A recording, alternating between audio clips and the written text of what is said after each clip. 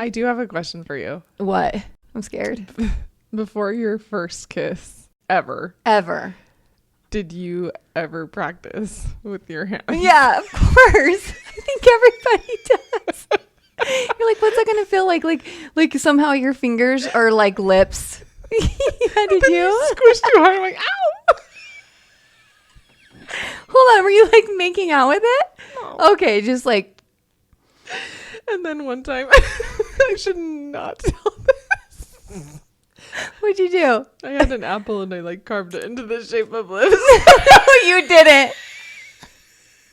Oh my gosh. That's the best story. Did you like your first kiss? Yeah, of course. Because that's exciting. Your first ever? Yes. Did you? No. Oh. I was just scared because I thought it was just going to be a kiss and then he stuck his tongue in me. So you're like, what's I this? was like, what's this little... What's happening? I was so young. How old were you? 13. Me too. 7th grade. I'm like, that's not too young, but... But now I'm like, my kids are that old. Yeah. I'm like, don't kiss I don't want yet. you to even think about that. Yeah. Oh, that's so weird. That is very... Yeah, I know. I like look at my oldest stepson and I'm like, the fattest crush at that age? Yeah. Like, you know what you like.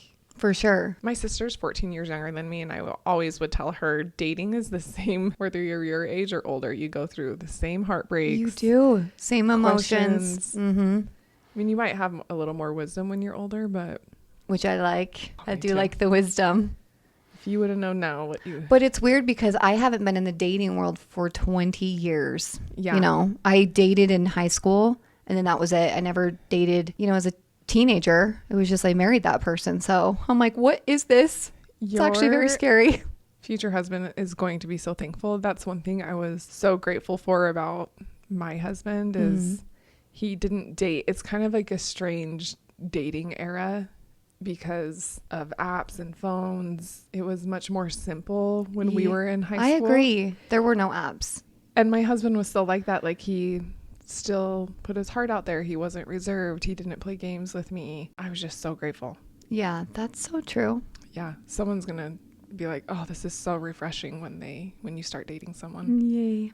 Well, great. I have a funny thing I wanted to send you. We don't have to put this in here or not, but... We're going to put it in, I'm sure. I don't know how I stumbled across this. I showed it to my family on Sunday and we were all dying. But I was like, I can't believe this is a real thing. What? I'm so excited. Are you texting me? It could be. Okay, I'm looking at this as like a white elephant gift because I couldn't believe it actually sells. People buy these. Did you get it? You need one? Warmer. A nose warmer. I thought it was to go over your nose. It is. I mean, like, smell. Oh, no, it's just, like to plug your nose. But to go over your nose, these are $20. People actually spend money on these. And I'm just dying. I'm like, could you imagine putting one of those on and go, I don't care. My nose is always so cold. So I get it. I get why people would want one. But I'm like, people outside have eyes. Like, they can see you. Just like a little Rudolph nose. They make like, look at this. They make like pig ones. Look at that. Oh my gosh. That is hysterical. So I was like, white elephant. Yes. That's a great white elephant That gift. is a really good white elephant gift. Oh my gosh. I was like, oh, I needed that. I just got back from Havasu Pai hiking. You needed a nose, what? Not a nose warmer, but like when I first saw it, I thought it was like something that plugs your nose, the smell. Maybe that does help with smell. Yeah. Maybe you do need one. I've had the worst like going to Havasu and Why? the outhouses there. Oh. There's some that are fine, but the first entry one, because so many people use it, it's the outhouse from... Not saying it is so bad. Oh my. Like 10 years ago, my friends and I did have a Supai, and I didn't realize it would rain. We got last minute tickets, so we hiked in and I only packed hammocks. Oh, you told me about this, how it poured rain. Oh my. So we had to sleep under the ledge of the outhouse because we were drenched. It was so cold. And so you had to smell that all night? That smell, like I think about it and I shudder because it was so bad. So when you showed me those, I'm like, oh, please. I need one. I needed that this weekend. Oh, are you going back to there? Not there. Okay. I'm doing a different one. She just got back from a hiking trip and is going on another one this week. But last week wasn't planned. This week was for a long time. And Yeah, I just like to do one hard endurance thing a year. And you decided to do 2 back to back. Yeah. Well, I've had a bum ankle, so I hurt it in soccer, and I haven't been able to hike a whole lot, but I did almost 30 miles, which... That's insane. Oddly, my ankle's been okay. It hurt, but it's okay. So, well, that's really good. I'm glad that you're okay. That's why Ashley did a soccer tournament. I was supposed to play in it, but she was with me when I got injured. That was so weird. She had to like carry me to the car. Yeah. I couldn't put pressure on it. That was such a weird injury. Like, injuries really teach you a lot about life, you know? They do. Because you don't think about how much you love your ankles until you can't hardly use it. Yeah. Or vision, anything. Like, I hurt my wrist and I'm like, oh, I just didn't realize how much I used this body part. Like, I love you so much. Thank you. I know you do. What you do for me. You're very grateful when things start working again. Yeah. And you just take them for granted every day. Last time we talked a little bit about our seasons of waiting. Mm-hmm. So for you, how do you find peace in your seasons of waiting? You've been getting a lot of comments. You seem really peaceful. You just have a good aura about you. There's things that you do have going well in your life, and there's things that you're waiting for. Yeah. So I guess I don't know quite how to word this, but how do you focus on what's working and flowing and is there in your life right now versus not freaking out about what you don't have yet, right, while you wait? Over the years, I've just really noticed that when you are in a season of waiting, to look at it as more of like a sacred time with God. I don't know. I just feel the closest to him when I am in one of those seasons. So I don't really look at it as, oh, why are you taking so long? What are you doing? And I actually do have a story that I can share to kind of prove my point on this. So a few years ago, we had our twins. I don't remember exactly their age at this time. We had our twins. We had another baby shortly after them, and he passed away. And then a few years later, we had Ezra. And I thought, okay, like my family is complete. A few years after that, I just kept having this prompting that there was another baby. And I was like, are you sure? You know, I just was really praying about this because I felt that I was done. And it just wouldn't leave my mind. And so months went by and months went by. And so I'm trying to have this other baby that I feel like the Lord is telling me, you're supposed to have another baby. And nothing. A year goes by. Nothing. Now it's upwards of 2 years and still nothing. And so I was just asking the Lord, like, okay, you're the one that put this on my heart. You're the one that told me. So why is it so hard? Why are you making this so hard for me? If this is your plan, because I know this is your plan, you are the one inspiring me and you're not letting it happen. So it was really confusing to me. How old was Ezra at this time? He was 3. You're okay. Yeah. So it's December 2019 and my dad was sick in the hospital. This is not abnormal. He was in the hospital a few times every single month. He had a lot of health problems and he was diabetic, double amputee, lots and lots of health problems. So he happens to be in the hospital and I remember it was my birthday and I remember seeing a missed call from my mom. And for some reason, when I looked at this call, I knew she was going to tell me my dad was going to die. I had no idea why that came to me. Because it was my birthday, you know, could have just assumed she's calling to say happy birthday to me, but I literally had this feeling that that's what she was going to tell me. And so I called her back and she said, I can't tell you this on the phone. We need to meet in person. And that's what it was. She was calling to tell me that my dad was in heart failure and kidney failure. And so they were just going to send him home to be with everyone for Christmas and if he could even make it to Christmas. I just remember, so Christmas Eve comes and we are all just spending as much time as we can with him, just us kids, you know, my parents and us kids. And I remember leaving just devastated. Like I was so upset leaving because I knew it's a weird feeling to know this is the last moment with someone. So I get home and I just was not in the Christmas spirit. I needed to get Christmas handled. Everybody's asleep at my house. I'm putting things under the tree and I have this feeling to take a pregnancy test. And I remember thinking, Lord, why would I take a pregnancy test? I don't want to be more disappointed. That was probably the day I felt the most hopeless. And so to take a pregnancy test and just see no, you know. By the way, Ashley and her dad were so close. So this was just a really hard season. I'm crying, so just keep going. Okay. So, holy moly. Okay, it's technically Christmas morning now because it's past midnight and the feeling won't leave me. It's just telling me like, take a pregnancy test. And I go in and I take a pregnancy test and it says positive.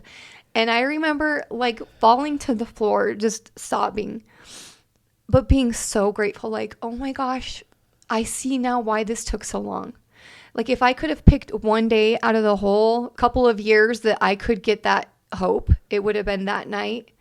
And so from that point on, I've never looked at waiting periods the same. God knows exactly when it's the perfect time. Christmas morning came and I was able to tell my dad, which was very bittersweet. I mean, everybody was crying, but there was also this feeling of everyone felt hopeless the night before. And there was like this hope of, oh, we have a new family member coming. You know, dad has to leave us, but we have someone else coming. It was the greatest Christmas. It ended up being just such a sweet Christmas. Again, I've really never since then, never looked at waiting seasons the same. And I just fully trust that whatever he has up his sleeve, the Lord knows the whole plan. He sees the whole picture and knows the exact timing, the best time for whatever it is that you're waiting for. I can totally agree with this. And if you knew Elliot, her youngest, he is attached to Ashley's. He is.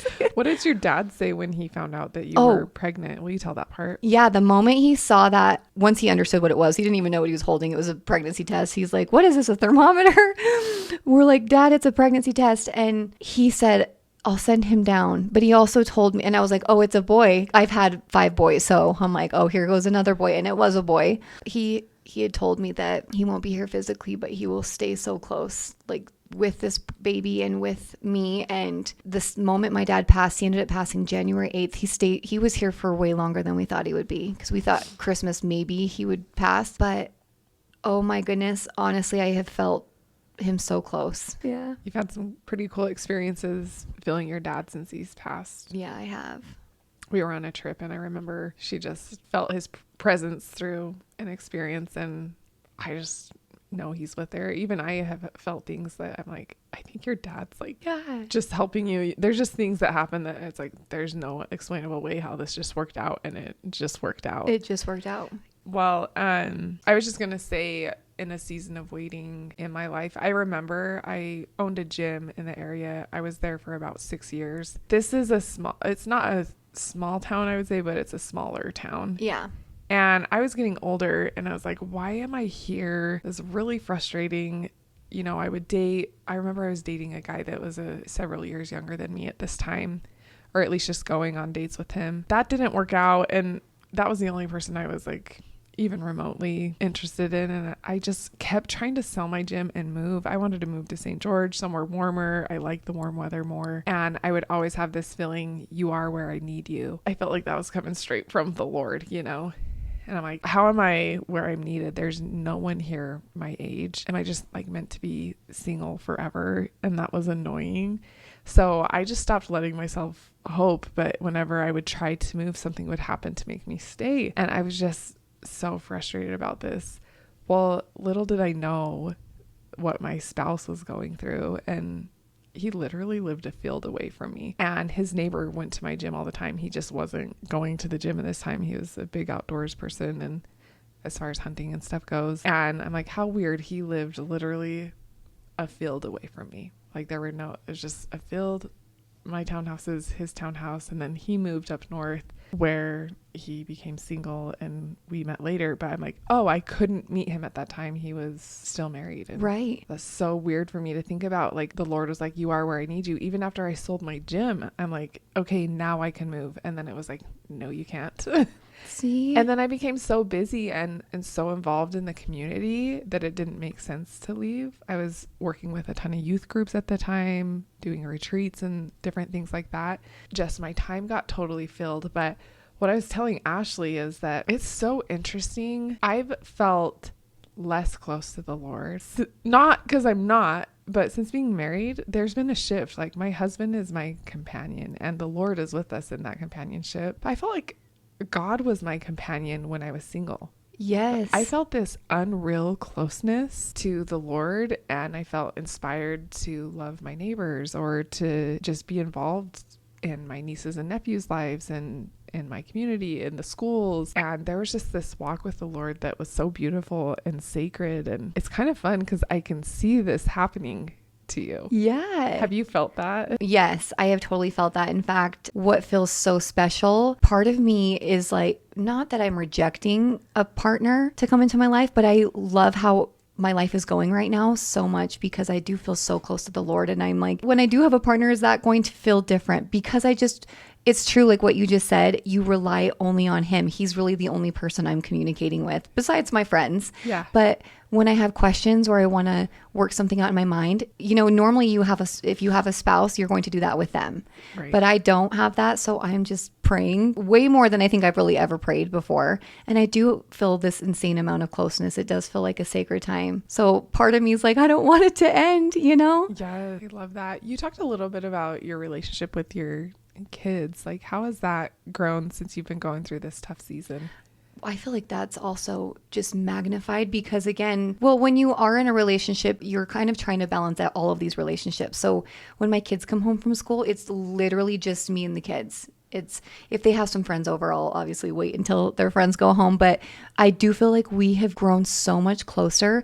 And I'm so glad you brought this up because this is something I've been wanting to share almost every podcast and I've forgotten to share this. So this is perfect. But my uncle went through a divorce years ago and I'm really, really close with this uncle. It's my dad's little brother. I remember watching him and just feeling to pay attention to this. And it's funny because I didn't know at one point in my life I would be going through the same thing. I'd be going through a divorce and just dealing with the same thing. So he had 3 children. It was just him taking care of them. He was like a full-time dad. I have to work full-time and I don't want to lose my bond with you. In fact, I want it to grow stronger, but I don't know what to do. And so what he did is he told each kid every day, I have 30 minutes of just, I don't know what he called it, but it was like a special time for just each individual kid. And he's like, I would look at my schedule and I said, okay, I have 3 kids. I can do 30 minutes and it's uninterrupted time with each one. So other kids, you can't, if I'm dealing with this kid, you can't come in and interrupt us. So he let each kid every day, like, what do you want to do? And they lived in this apartment complex. So one of my cousins always wanted to go swim. And so he'd go out and swim with her. And then another cousin always wanted to play video games or one wanted to play soccer. And so he would just spend these little moments with the kids. And so that's something that I started doing. It was a year ago with each of my kids. And for the most part, they pick doing the same thing every time. So Ezra loves to do walks and he actually wants Elliot to come with us, but we spend the whole time he'll be asking questions or just chatting, or we'll walk to the park. My older kids love movies. And so I have watched every single Marvel movie you could ever imagine. It's a nightly thing that we do, but that is their love language. They want to sit down and they love chatting about it after. They want to be movie directors and actors. And so I've just really invested myself into their hobbies and what they like to do. And I feel like I have never been closer to my kids, really. I love that so much. That's really inspired me to look at how I'm spending time both with my spouse and also my bonus kids, because being like a new person in their life, it's been a year and a half, 2 years, but being a new person in their life, and like, how can I create these healthy connections where we're having good quality time together? Yeah. I really love that idea of half an hour of undivided attention, because that's so meaningful. It is so meaningful. Actually, they say when you take those moments with your kids, they're more prone to make better choices as far as their peer groups, resisting things that are unhealthy for them when they feel that strong bond with a parent. Wow, that's so cool. Yeah. And you know what else? It's really awesome because all of my cousins are now grown. My cousins were way younger than me. So I watched that, I would babysit them all the time, but I watch them grow into adults now and they all have the strongest bond with their dad. Yeah. They're the closest family I've ever seen. And so it's kind of cool that I was able to watch the whole process of what happened, Yes. And they've grown into just be the most amazing kids. So I love that story so much. That really influenced me. Is this your tall uncle? Yes, he's like 6'5", 6'6". I don't know. He's so tall though. Oh, your family's so nice. Yeah. That's really cool. Yeah, no one expects, you don't get married thinking you're going to go through a divorce, but I think it's really cool the ways that you've been able to keep your family close and how cool that you had that experience. I know, it really is. So Ashley and I, before this, were talking a little bit about going through loss, but letting it expand your love. This was by Jeff Foster. It's ingrained in my soul. When I was going through loss of hope relationships or whatever, like when my life wasn't going in the direction that I thought it would, because I had plans. I was like, oh, I'm going to get married when I'm 21. I'm going to have horses. I'm going to have 4 kids. I don't have any of my own biological kids. I'm going to be 38 in a few weeks. And my life didn't work out how I thought it ought. However, that sacred time listen, I went to so many homes. I've experienced so many families and seen things I love in relationships, things that I don't.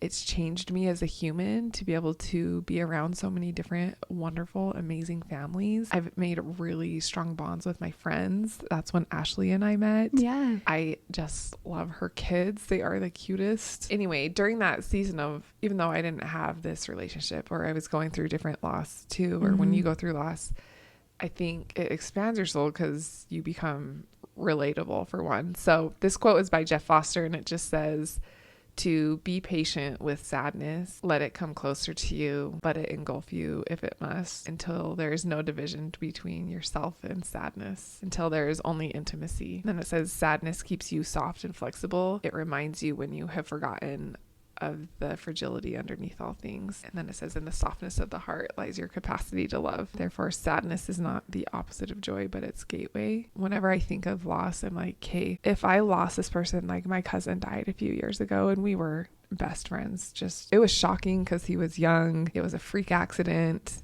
and just devastating. I remember just bawling my eyes out and just feeling this gaping hole in your heart. And then on second hand, I'm like, why am I so sad? And I think it's because I loved my family. And it's like, I wouldn't be sad if I didn't love, and what a sacred honor it is to love and to lose, because, oh gosh. Me too. I'm crying. That's so good. Like how special that I gotta love someone so much or have a close friendship with. Some cousins don't even talk, you know, like, yeah, I gotta have the coolest cousin. We go on adventures together. What a sacred honor to love someone so much, even though if it's not there. And I think we get sad because it's like, I don't get more memories with you. Yeah. But this is something that's kind of interesting. God, I'm like an ugly stock cry. So my cousin, he grew up in southern Utah around a lot of natives, and he loved those teachings. They believe your ancestors stay with you. And he would always tell me to pay attention to the animals that cross my path. And I am a Bible-loving Jesus holy roller. And he was always into a lot of like natural, I don't know how to explain it. He loved Native American teachings, which I actually do too. This is something that crosses over in Christianity. And anyway, we just believe our loved ones live on and that they're kind of sent as angelic help. So he would tell me, just pay attention to these animals that cross your path. Well, one time we were on a hike together and this little frog, frogs actually were everywhere. And I was like, what the heck? And he's like, I think, maybe God's telling you to take a leap of faith. And this is when I was so scared to buy my gym. And then I did it. And it ended up being a really cool experience for me. And I thought, how cool. Well, he loved hawks and eagles. And so when I was having so much grief after he passed, I didn't have my spouse yet. I always was like, how am I ever going to find, I have such good family. They love so much. I'm like, how am I ever going to find someone this loving in my life? Like you want someone that has qualities that you love. And anyway, I just started planning this intention to follow joy. And I've talked about this a little bit in our Patreon, but that thought came to me because I was so isolated for a minute. Did you feel that at all when you went through? Oh yeah. Just the isolation. I didn't feel like there was like enough energy to do anything else. Yeah. So this is kind of strange because I had experiences where I'm like, he's not really dead. He's just lost his body. Like he lives on in spirit. Every time I would go, like I started going on walks. I mean, I've taken the same route so many times. And then all of a sudden this eagle just swoops right by me. And I'm like, why is this eagle like in the city? Oh my And gosh. I thought, what the heck? And so I started paying attention every time I was going and living my life and doing something fun, instead of just hiding out in my room and grieving. I would see like a hawk or an eagle that would fly by. And I just thought, like, your loved ones want you to keep living and they're with you. He's like, hey, I'm sending this. Is not that it's me, but I'm with you. Yeah. Like, go enjoy, keep living your life. I think our loved ones actually really want us to keep enjoying life. They don't want us to sit and isolate and be devastated. They want us to keep living. I think they find joy when we keep living our lives. I agree. So. I can't believe that you're saying all of these things because my mom sent me something last night and I'm going to read this to you, but it's literally what you're saying. Oh, that's wild. So my mom sent this to me. It's from a man named J.J. Douglas. When someone you love dies, it's not just them that's gone. It's the version of you that only existed because they were alive. When a spouse dies, you don't just lose a partner, you lose the rhythm of companionship, and silence moves in where love used to sit. When a brother or sister dies, you don't just lose family, you lose, and this could be for a cousin too, you lose a witness to your story, the one who knew your beginning without explanation. Grief tilts your whole world off its axis. You're not just grieving them, you're grieving the role they played, the space they held, the part of you tied to their existence. Clinically, grief is your nervous system trying to relearn safety. And from a spiritual standpoint, grief is sacred ground. Even Jesus wept. Tears are not weakness, they are worship. But here's the danger in that. Grief will tempt you to build a museum instead of a memorial. A museum keeps you stuck, dusting the past. A memorial honors the love, but allows you to keep living because here's the truth. Most people want to love again, and you can't find new love if you're still chained to yesterday's shadow. You have to relearn yourself without them. You have to rediscover who you are apart from the role they play, because if you don't know yourself, you'll lose yourself again in the next person. Grief is holy, but staying stuck in grief is not. Sit in it long enough to honor it, but don't stay too long that you start calling the valley home. Psalms 23 doesn't say, I camp in the valley. It says, I walk through it. Healing doesn't mean forgetting. Smiling doesn't erase their impact. Living again doesn't mean you love them less. Grief is not the end of love, it's the echo of it. Death changes the relationship, but it doesn't erase the bond, and moving forward doesn't betray them. It honors them, because the best way to keep their love alive is to keep living yours. That's so good. I'm gonna ugly cry. Oh my gosh. It's so good. I know. Literally, like what you were just saying, I was like, whoa, that's so good. That's crazy. She just sent that to you. Last night. I was like, wow, this is kind of what we're going to be talking about today. I think one of the things that helped me while going through that is, I'm like, this person changed me so much. Like the way that they cared about me, you know, and my aunt, oh God, this is hard to talk about. Oh, no, I'm so sorry. It's okay. Oh. When I met my husband, it was very, very evident that I was being guided, because I was terrified to be a stepmom, and I met his kids 8 months before I met him, and God kept prompting me, like, be open to someone with kids, and I was like, no. Heard No. horror stories of I hear horror stories. I know too many people have heard too many horror stories.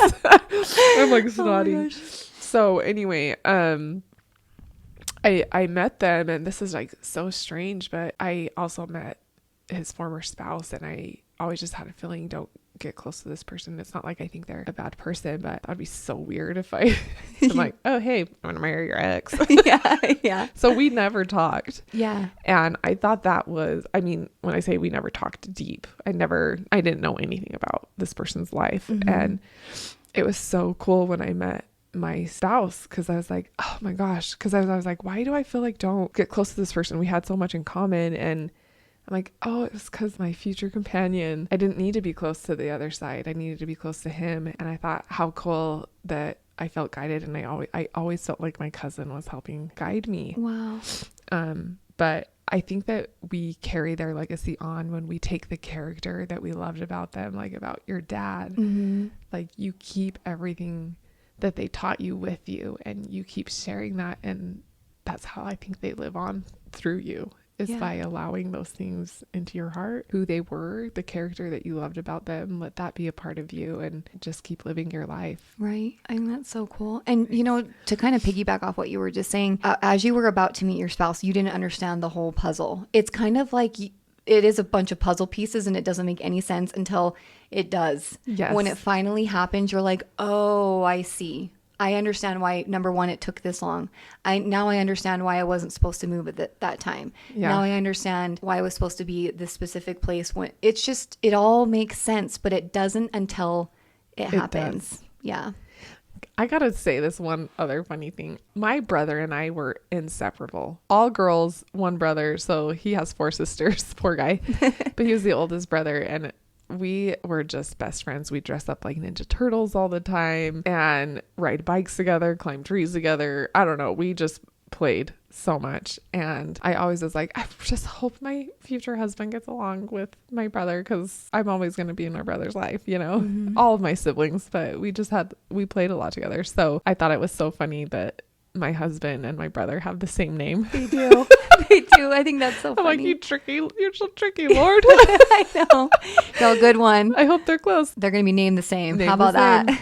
Yeah. So I thought that was kind of funny. So Ashley, in your season of waiting, what are you enjoying about your life, even though not everything is in place right now? Because I had never experienced being single. I mean, since I was 16 years old, I've never been single. That's what I was the most fearful of, was when we decided to go our separate ways. I was so afraid of being alone because I had never been alone. During this season, that's why I think I've trusted so much on the Lord. I've relied on him, and I'm like, you have to carry me through this because I've never been alone, Lord. You got to help me. I have never felt more at peace. I have never felt more just like I have a companion with me at all times. Yeah. I've never felt more guided in my life.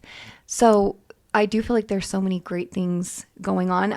I do feel like he's walking with me every step of the way. I mean, throughout the entire day, I'll have questions and, I need to do this or I need to do that. And it's just a really cool experience to walk with the Lord. We always can. But I think that when you are single, you're just paying closer attention because you really need him. You really rely on him. Oh, yeah, you really do. That's really good advice. Mm-hmm. Something that I think is really cool is watching you love being with you. You know, I know you're with your kids a lot too, but something we'll probably talk about in the future is overcoming codependence. Oh, yeah. And feeling it's different to feel like you need someone else versus you enjoy someone else's presence and choose them. That is so true. We've actually talked about this a little bit. Well, we can talk about this on another podcast because this would be a really good topic to cover is codependency. I would say 100%. I was 100% codependent. Yeah. And so I had a really hard time just being alone. And I have found if my kids are sleeping over with their dad, I honestly never believed I could just be alone. I'll just sit here and read a book, watch a show, make dinner for myself, and I enjoy it. And It's just me. It is so lovely to have companionship, and it's also lovely to be okay on your own too. So I think that's beautiful. Well, we'll keep talking about that in future podcasts. Future podcasts. I think like learning what codependent is, interdependent, and independent, because interdependent is the most healthy, how to be okay and enjoy someone's company. Yeah. And to love companionship without feeling like you're going to die without it. Right. So stay tuned. Stay tuned. That's a great topic. That'll probably be what we cover next. Yes. Okay. A miracle moment. A quick one. Gosh, we got to share a miracle moment. Yes. Okay. There's a couple. Let me see which one I'm going to share. Okay. This is a short, sweet one. Okay. God told me to pay a couple's bill when I was a waitress. I said I didn't want to. I was broke. Their bill kept getting higher and higher. They were ordering desserts, lots of extra drinks, and I very reluctantly obeyed and paid their tab. They cried and said it was their first time out since their child died. Oh my gosh, how sad. The very next person that sat in the exact same seat got only one drink and tipped me the exact amount of the previous bill to the penny. Can you believe that? I'm just crying today. Isn't that a good story? Yeah. Holy moly. That's just so crazy. I know. Look at us both crying, dude. That's a good one. Why am I so... Wow. We're like cry laughing, and the fly has been here the whole time. If it's buzzing through this video, we're like so dodging it. I hope not. Holy moly. Oh man, that was like a really good story. It was good. Short and sweet, but like, wow, powerful. So if you have one, please send it. Yeah. You can leave it in a comment too. We can just read comments and, if you want to share it there. As our podcast is growing, I'm sure we'll be getting multiple comments and some that maybe we'll miss. And so it'd be good maybe to just also, if you have a really good miracle moment. Share your miracle moments with us. We want to share those with the world because that totally just uplifts me. I've been following this miracle podcast and it doesn't even share the whole thing, just like it on their Instagram, just like a tiny clip. And I'm always like, wow, this is amazing. That is so cool. I love hearing other people's miracles. It's just amazing. I do too. So tune in. And also for those of you wanting to work on a little bit of self-mastery, we have an app where we're continually uploading stuff on. Ashley's 6-month journey is on there. Some different challenges that we've done, workouts, different recipes are on there. It's just a great app to be a part of, and it's super cheap. So that's also linked in both of our bios. Yeah. So. All right. Thanks so much for hanging out with us today. Send in those miracle moments. Yeah. We'll see you guys in the next podcast. Okay. Bye. See ya.